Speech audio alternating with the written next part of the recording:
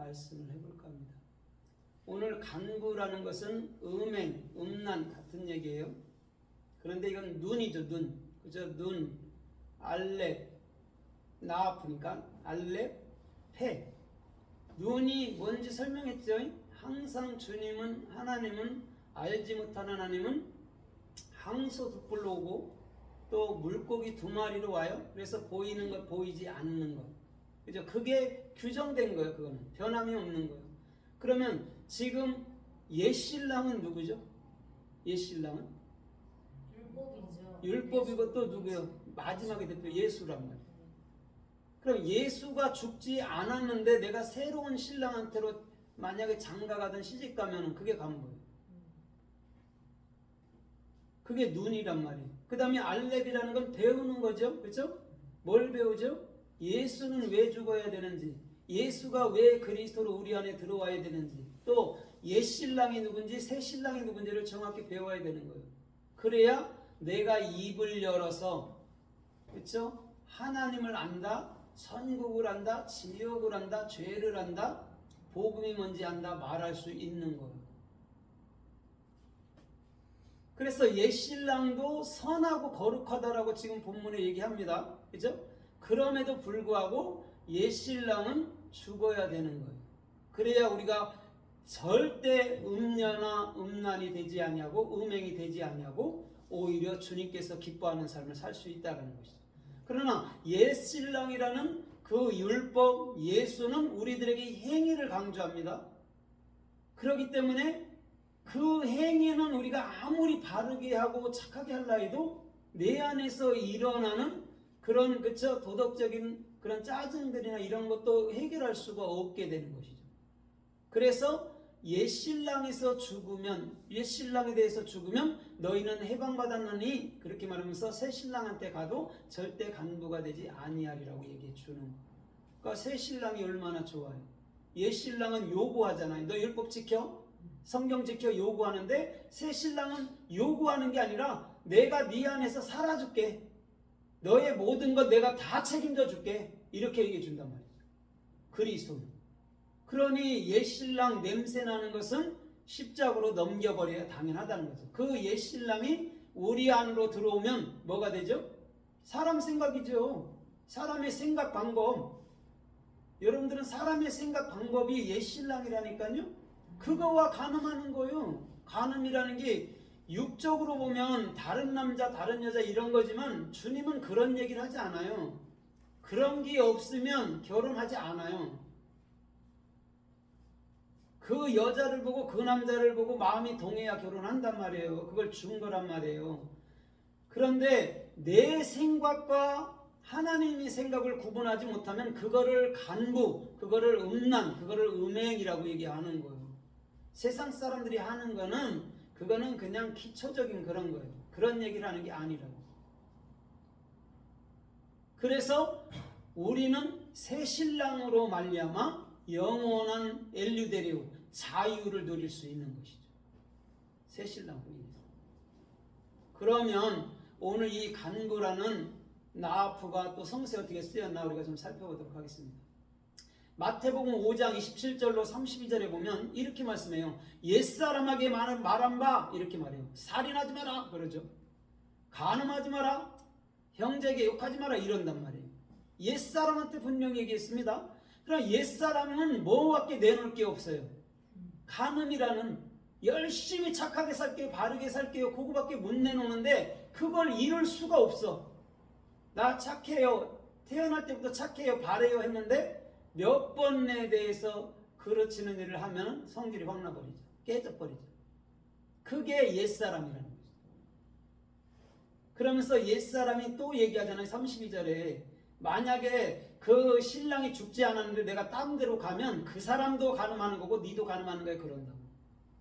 그래서 이 간음을 완벽하게 해결할 수 있는 것은 예수가 죽음으로 더 이상 간음과는 상관없는 영원한 새 신랑, 새하지 아니하고 다함이 없는 그 새 신랑에게로 가야 우리가 진정하게 살 수 있다라는 거예요. 그래서 마태복음 12장 38절 이하에서도 보니까 뭐라고 그래요? 표적을 구했잖아요. 헬라인들, 유대인들이 표적도 구하고 지혜도 구하고. 그런데 뭐라 그래요? 예수님이 이 악하고 음란한 세대야 그래요. 이 나아프더라 이렇게 말하면서 내가 너희들에게 보낼 것은 요나의 표적밖에 없어 그런다고. 아니 기적 보여달라고 했는데 지혜 달라고 그랬는데 야 요나의 표적밖에 없어 이런다고. 그게 무슨 말이냐면 종교주의자들이 예수 노름을 하고 있다라는 거예요. 귀신이나 쫓고 그 해리 현상 일어나는 거, 암덩어리나 치료받고 하늘에서 불 내린다 하고 그런 일만 하고 있다라는 거예요. 그걸 악하고 음란한 세대라고 얘기하는 거예요. 그럼 그 사람들이 결국 누구하고 간음하고 있는 거죠? 종교인들이. 예수쟁이들이 누구하고 음란하고 있죠? 예수랑 음란하는 거예요. 그게 아니에요. 예수의 목적은 네가 참말이 돼서 그리스도가 돼서 그리스도께서 원하는 삶을 살라고 그러는 것이지 예수가 행했던 걸 그대로 하려한다니까요. 그러다 보니까 마태복음 17장쯤 가니까 우리는 어찌하여 이 귀신을 못 쫓았습니까? 그런 소리는 하는 거예요. 거기서도 이 악하고 음란한 세대여 언제까지 너희를 참으리요? 그 아이를 데리고 와라 그런다고. 제자들도 모른다니까요. 뭐가 권능인지 뭐가 진짜 그리스도 안에 참 남편 안에서 자유함인지 몰라요. 그냥 귀신 쫓고 신유행하고 그런 것만 자랑하고 돌아다녔던 거예요. 왜? 사도행전에서도 그렇잖아요. 사도행전까지 가도 그죠? 스와계 제사장의 7 아들이 예수 이름으로 쫓다가 오히려 홀딱 벗기고 내쫓김 당하잖아요. 그 일을 하고 있다니까요. 그러니까 초대교회가 뭐가 좋은 거냐고. 좋기는 진리도 모르는데. 진짜 진리를 알면 옷 벗을 필요도 없고 쫓겨다닐 필요도 없고 자유함 속에서 주께서 축복해 주시는 그런 삶을 살 수 있다라는 거예요. 그걸 악하고 음란한 세대라고 우리 주님은 그 유대인들을 싸잡아서 얘기하는 거라는 거예요. 오늘날 이 종교인들, 기독교인들한테 하는 얘기라고. 천주교는 말할 것도 없고 기독교인들한테 하는 거라고. 거기서 나와서 진짜 그리스도인이 돼. 네 자신이 교회잖아 이렇게 말해주는데 아직도 몰라. 그래서 마태복음 16장 3절에도 똑같은 말을 또 반복합니다. 지혜를 주세요. 표적을 주세요. 요나의 표적밖에 없다. 요나의 표적은 십자가인데 십자가에서만이 성령이 흘러온다라는 거예요.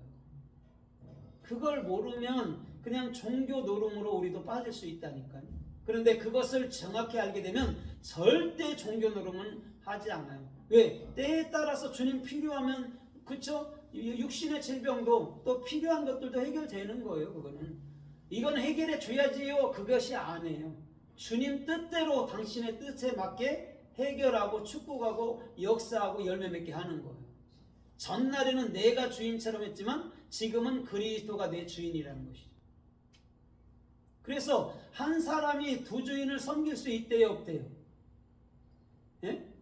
없대잖아요. 마태복음 6장에 한 사람이 어떻게 두 주인을 섬겨요? 한 주인만 섬겨야지. 예수 버리고 그리스도가 돼야지. 예수도 섬기고 그리스도 섬기면 되나요? 예수는 없어져야 되고 그리스도만이 나의 영원한 주가 돼야 되는데. 그래서 주여 주여 하는 게 예수한테 하면 안 돼요. 천국이 안 돼요. 주여 주여는 그리스도가 돼야 되는 거예요. 그걸 천국이라고 그래요. 아버지 뜻대로. 그리스도 안에서 네가 영원한 하늘나라가 되는 거야 이 말을 해주는 거예요. 예수 백날 찾아도 그 천국하고 상관없다니까요. 근데 주님께서는 그리스도가 되면 천국을 달라 하는 게 아니고 네가 천국으로 사는 거야. 그런 거. 틀린 거예요. 율법주의는 달라 그러잖아요. 그래서 잠언서 30장에 거머리에겐 2딸이 있는데 다보다고요 이름이. 근데 그 배는 웅부처럼 그 입이 웅부처럼 열려서 아무리 먹어도 만족함이 없는 거예요. 그게 율법주의예요. 그래서 끊임없이 율법주의는 야망을 품죠. 그리스도인은 야망을 품는 게 아니에요. 주님이 주시는 꿈, 비전, 의 속에 살아가는 것이고 쟤들은 야망을 품는 거예요. 그걸 간음이라고 얘기한다는 거예요. 그래서 주님은 결단코 여기 있다 저기 있다 할 수가 없는 거예요. 우리 안에 있어요.